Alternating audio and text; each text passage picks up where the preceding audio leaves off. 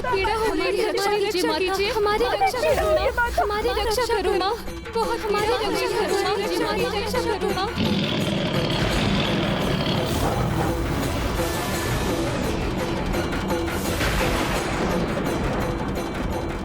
पीड़ा हो रही है माता, हमारी रक्षा कीजिए।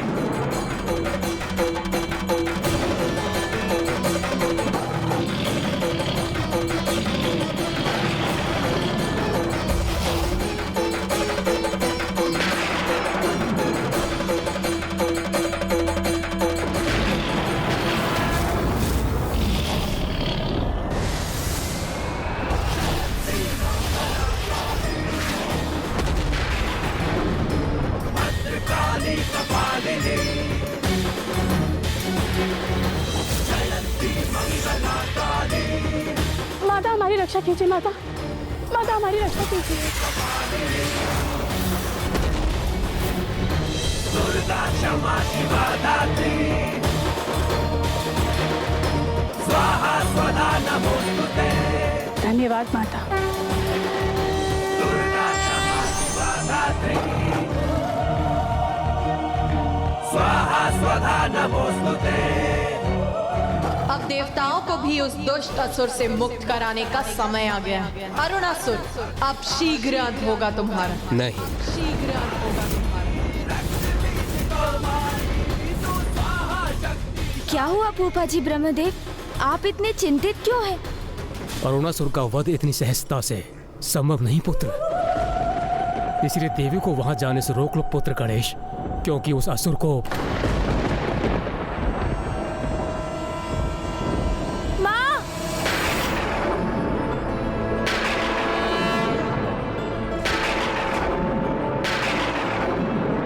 मुझे क्षमा कर दे माता, मैं इस प्रकार आपको रोकने की धृष्टता तो नहीं करना चाहता था, किंतु आप वहाँ जाएं इसके पूर्व। फूफा जी ब्रह्मदेव आपको कुछ बताना चाहते हैं माँ।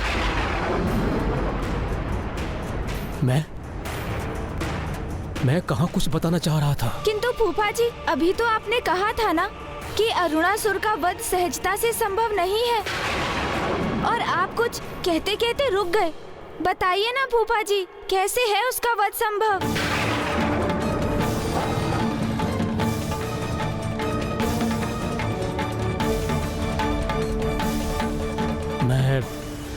मैं इस विषय में कुछ नहीं कह सकता।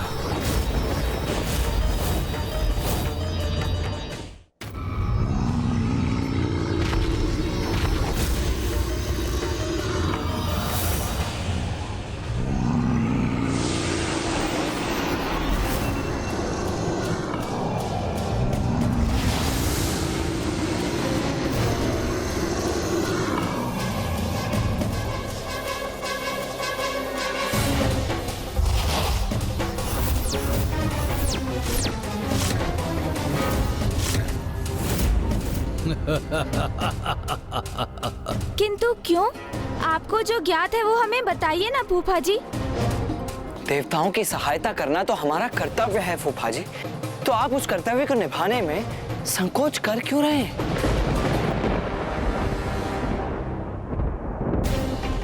इस दुष्ट अरुणासुर का जीवन तो किसी वरदान से सुरक्षित प्रतीत होता है। इस रहस्य को उजागर कीजिए ब्रह्मदेव।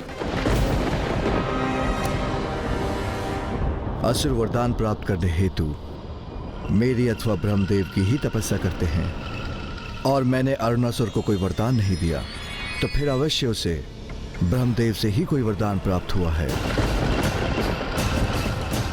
यदि ये सत्य है तो आप अरुणासुर के वरदान के रहस्य को हमसे क्यों छुपा रहे हैं फूफा जी?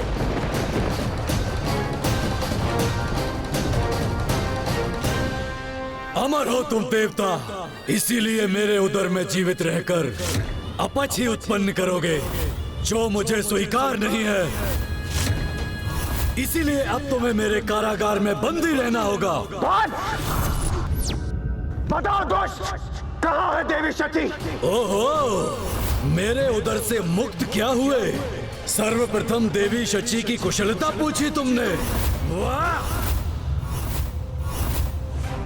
उनके प्रति इतना स्नेह है तुम्हें, किंतु तुम्हारे प्रश्न का उत्तर इस पर निर्भर है इंद्रदेव कि उन पर मेरी विषैली शक्ति सफल हुई अथवा माता के प्रति उनकी निरर्थक भक्ति। दुष्ट असुर, शत्रुता की भी एक मर्यादा होती है, किंतु आज तूने अपने दमवश मर्यादा की सभी सीमाओं का उल्लंघन किया है। स्मरण रखो दुष्ट असुर, तुम्हारा दम ही तुम्हारे पतन का कारण बनेगा। शीघ्र ही तुम्हारा वध होगा। वध होगा और मेरा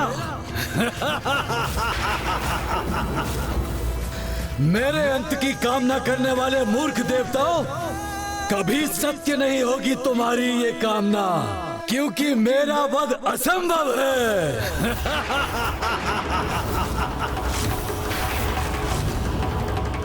क्या हुआ?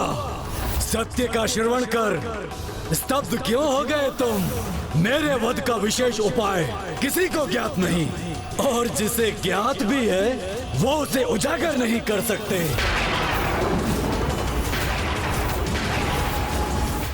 फूफा जी ब्रह्मदेव, आप शांत रहकर इस असुर की रक्षा क्यों कर रहे हैं?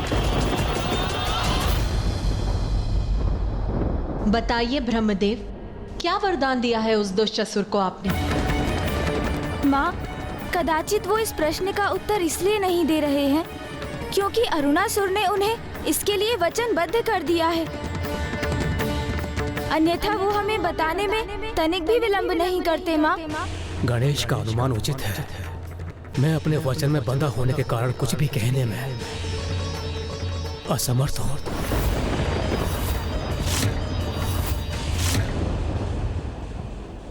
फिर उसे क्या वरदान प्राप्त है, ये कैसे ज्ञात करेंगे हम? फूफा जी ब्रह्मदेव के अतिरिक्त और किसे ज्ञात हो सकता है ये गुप्त रहस्य? फूफा जी के अतिरिक्त यदि किसी अन्य को ये रहस्य ज्ञात हो सकता है तो वो तो स्वयं अरुणासुर ही है। और वो दुष्ट अपनी मृत्यु का रहस्य किसी भी स्थिति में नहीं बताएगा, अर्थात उसके वरदान को कोई भी नहीं जान पाएगा। तो फिर ये तो हमें उसी से ज्ञात करना होगा। किंतु आप चिंता मत कीजिए भैया, वो अपना रहस्य स्वयं अपने मुख से उजागर करेगा। किंतु कैसे गणेश? क्या तुम ये तो नहीं सुझा रहे हो कि हम वहां जाकर बलपूर्वक उसे विवश करें कि वो अपना रहस्य बता दे? नहीं भैया, यदि हमने ऐसा प्रयास किया तो वो देवताओं को क्षति पहुंचा सकता है जो उसके बंदी हैं। इसीलिए हमें बल नहीं भैया, युक्ति का प्रयोग करना होगा और ये रहस्य ज्ञात करने मैं वहां जाऊंगा।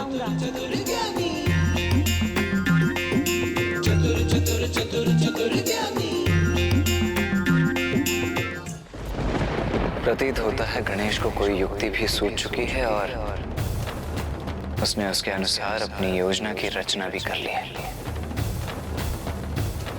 किंतु क्या है उसकी ये युक्ति?